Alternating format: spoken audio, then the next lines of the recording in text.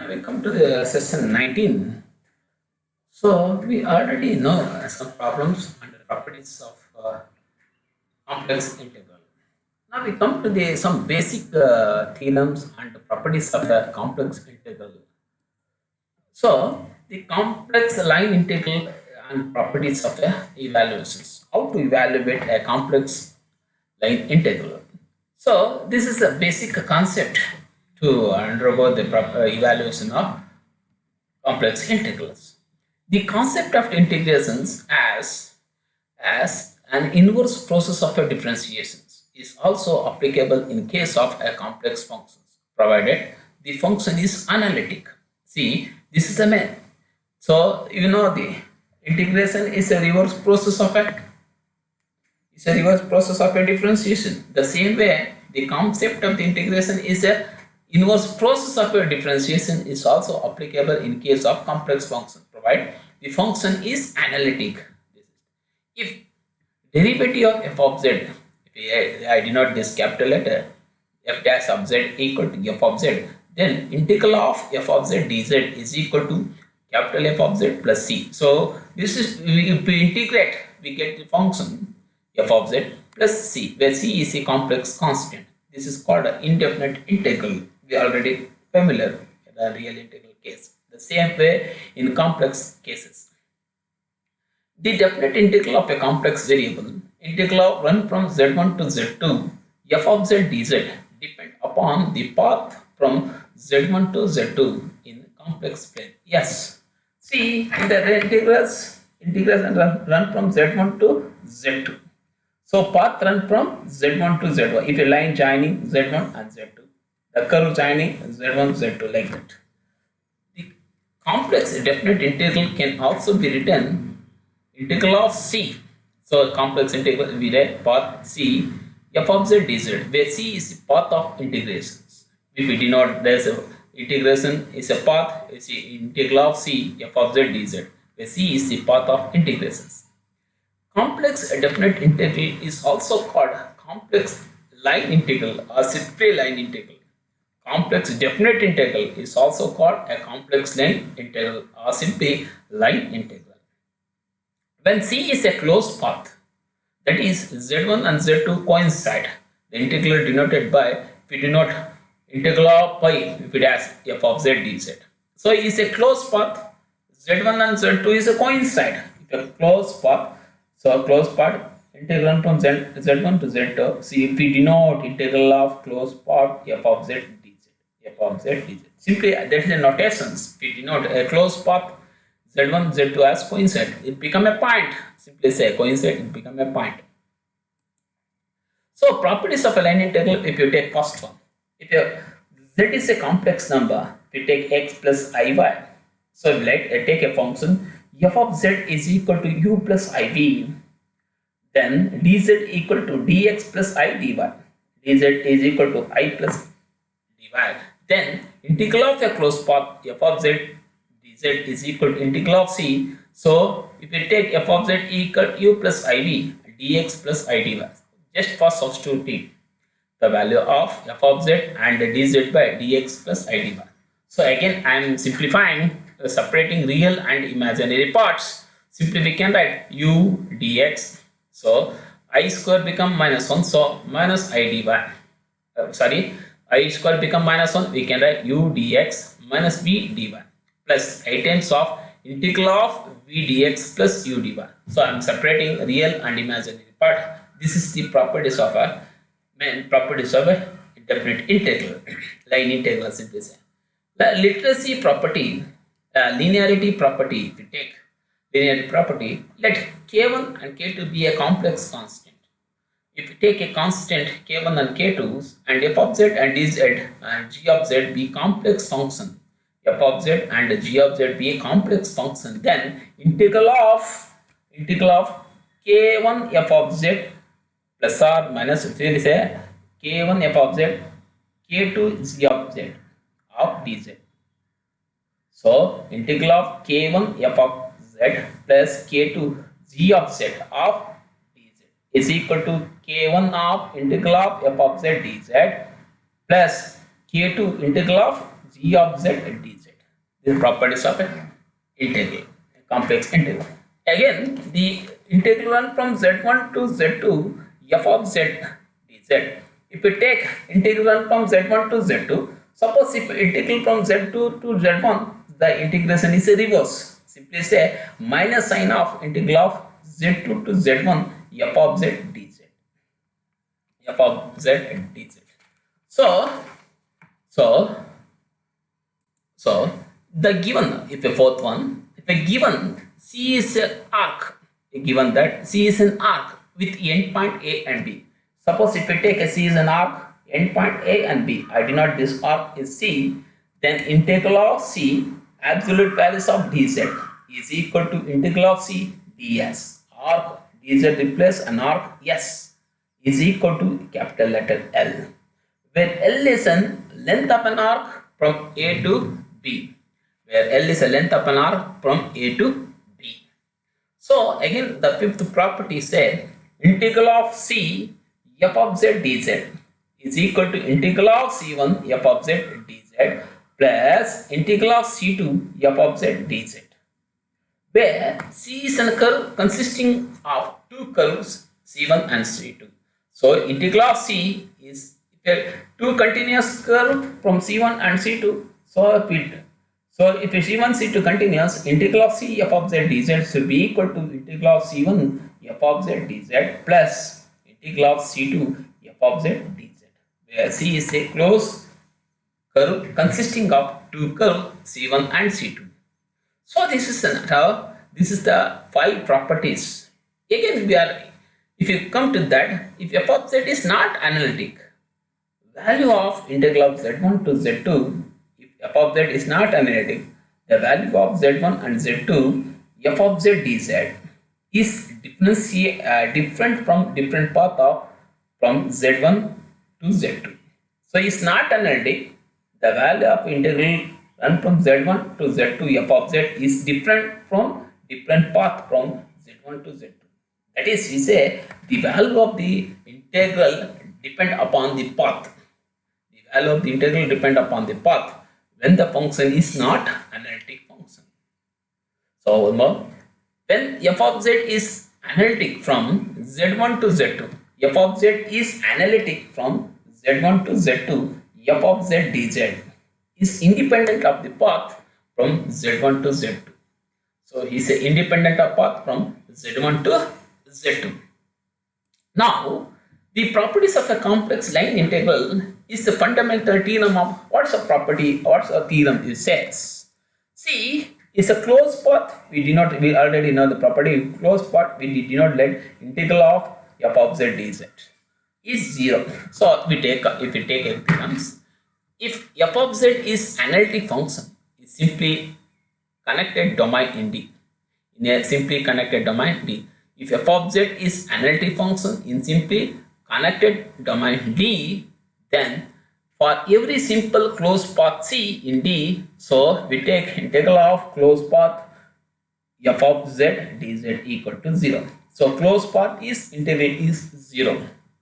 So secondly, the evaluation of line integral, if f of z be an analytic function in a simply connected domain D, f of z be analytic function in simply connected domain D, then there exists an analytic function f of z with derivative f of z should be equal to f of z.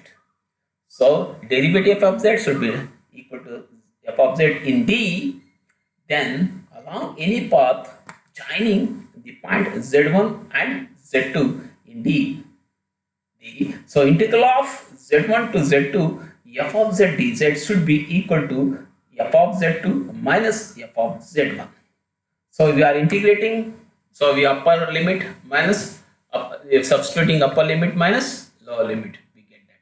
So when the function is analytic or simply connected domain D, there exists an analytic function f of z, simply capital Z, f of z is equal to with derivative f of z equal to f of z in D along any path joining from z1 to z2, that is integral from z1 to z2 f of z dz should be equal to f of z2 minus f of z1. So this is the way for what is the real integrations in the same way in the complex integral sense, but the property is important. See what's a closed path, what's a line integral, what's a closed integral, what's a closed path, like that. So integral on f of z dz, what is there?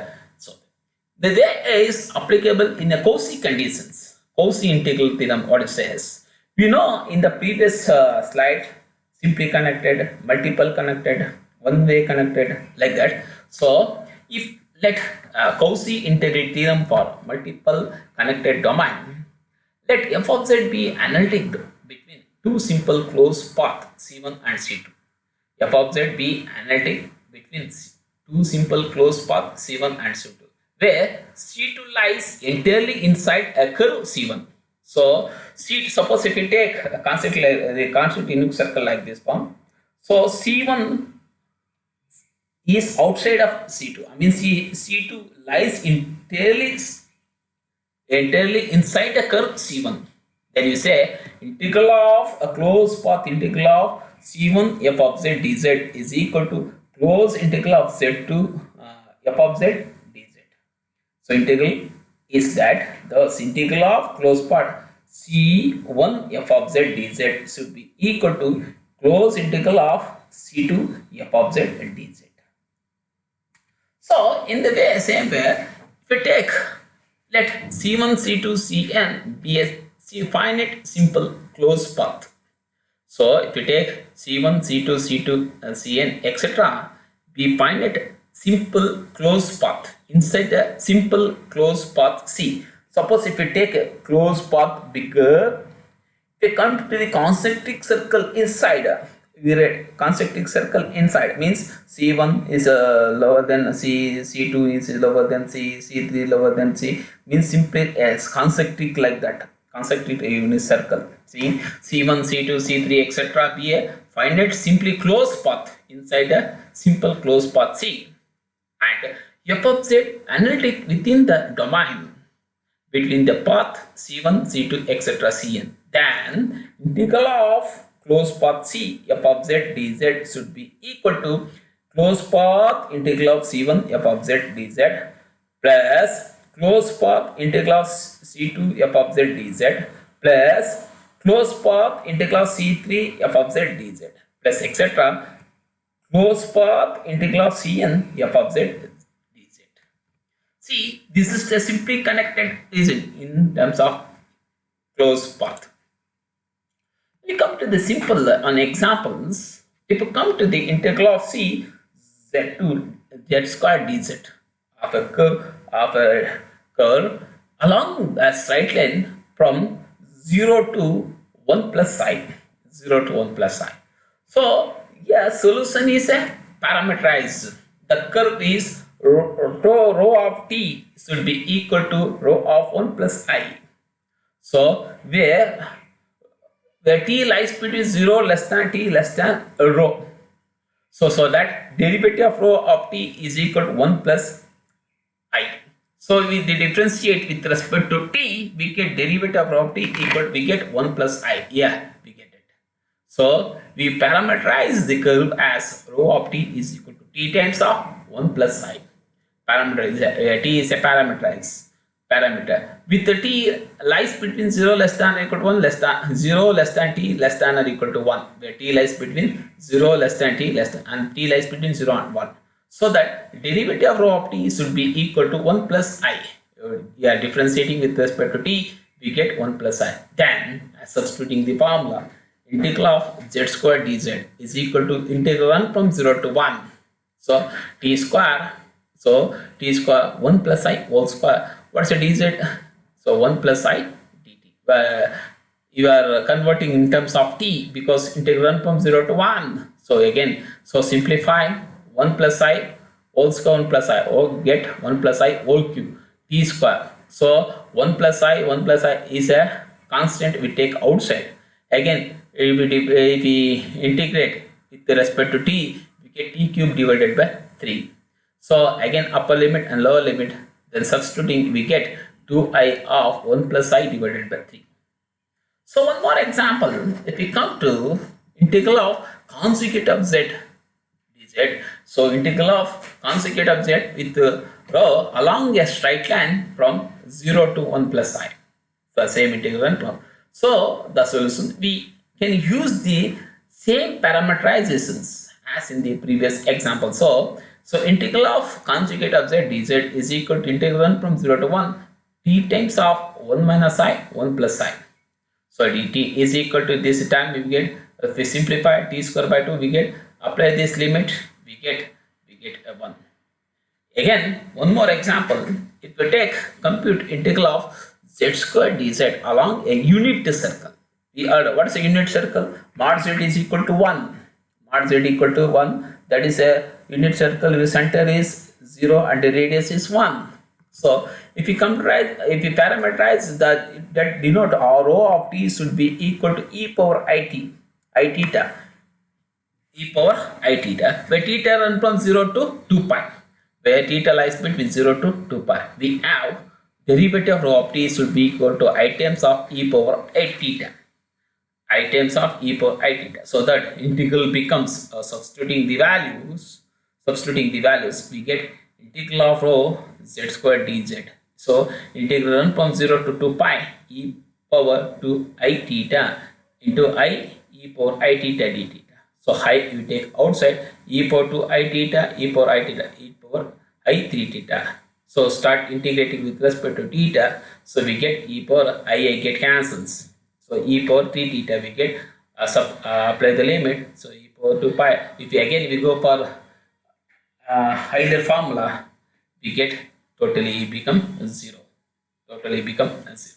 Again, we simply compute integral of consecutive of z dz along a unit circle. Again, the formula parameterize rho of t should be e power I t. So where t lies between 0 less than t less than 2 pi. So the derivative t become I e power I t. Putting this value on the function, integral of consecutive dz is equal to integral from 0 to 2 pi e power I t in I into e power I t dt. So we get, so it is e power minus I t, e power I t, this become 1. I take I outside. So integral from 0 to 2 pi dt. So simply we get 2 pi I. So again, if we come to these are all a line integral. If we come to the path, so what is a path? In the path integrations, a path is independent. So we say that integral, if we say that integral f of z dz, integral is a rho pd, the path is independent if it has the same value for any two paths with the same endpoints. So we say the integral f of z dz and integral run from rho whatever path independent if it has the same value for any two paths with the same endpoint. More precisely, you say if f of z is defined on a region A, then integral of f of z dz is a path independent in A. So if we only define a region A, the independent in A, the path independent in A. If it has the same value for any two paths in A with the same endpoint. So if that same value for any two paths in A with the same endpoints. So this is the way we path integration. If a path is independent, we come to this in the simple theorem. The following theorems follows directly from the fundamental theorems. The proof use as the same argument in the previous I defined in the examples. So if the theorem says if f of z has antiderivative, means is an antiderivative in an open region A, then the path integral of f of z dz is a path independent for all path. Is a path independent for all path in A. Since suppose if we take f of z is an antiderivative of f of z.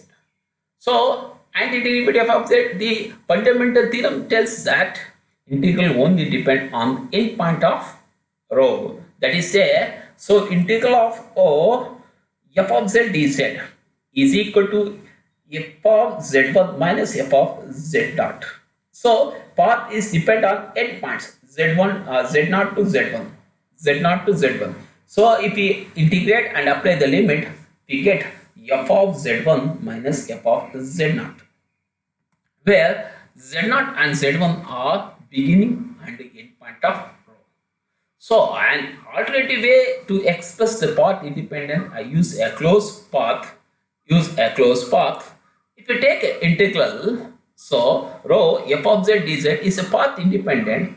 The integral f of z dz around any closed path is 0.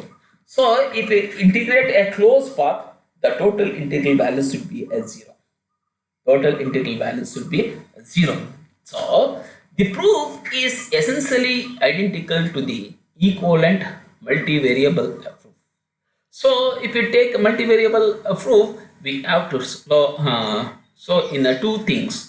So path independent implies the line integral around any closed path is 0. The line integral around any closed path is 0. If the line integral around all closed path is 0, then we have path independence. This is vice versa. If the path independence is implies the line integral around a closed path 0, if the line integral around all closed path is 0, the path is independent. To see one, assume the path independence and consider the closed path C shown in figure. Suppose if we take this curve, is a closed path, is a circle. We integrate from this is the directions. So this total integration is 0, because this is total integration is around the closed path is 0. So if integral of C f of z dz z so must have the same value as the line integral over the curve consisting of a single point z0. Since that is clearly is 0, we must have the integral over C is 0. The same if we come to the in example 2 in a figure, if integral of f of z dz equals 0 for any closed curve, consider two curves C1 and C2 shown in figure, both starting point at z0, end point and z1. So starting point is z0, end point is z1. By the assumption that integral over a closed path are 0, we have the direction is very important. So this is direction is we go like this direction, this direction is same directions. So integral of C1 minus C2 f of z dz. So apply the definitions. What is integral of run from C1 minus C2 f of z dz? It should be equal to integral of C1 f of z dz plus integral of minus C2 f of z dz. So by applying the properties of integral of C f of z dz minus integral of f of z C to f of z dz. So total result that should be 0. That is any two path from z0 to z1. That is any two path from z0 to z1 have the same line integral. This shows that the line integral are path independent. This is the line integral is a path independent. So direction is must. So if we integral some, the reverse is a negative of that. This is the way the properties of integral is run. So this is the basic property is needed to evaluate a line integral. We in the previous slides all given examples regarding this property. You are applying this property, I'll solve some few problems by using these properties.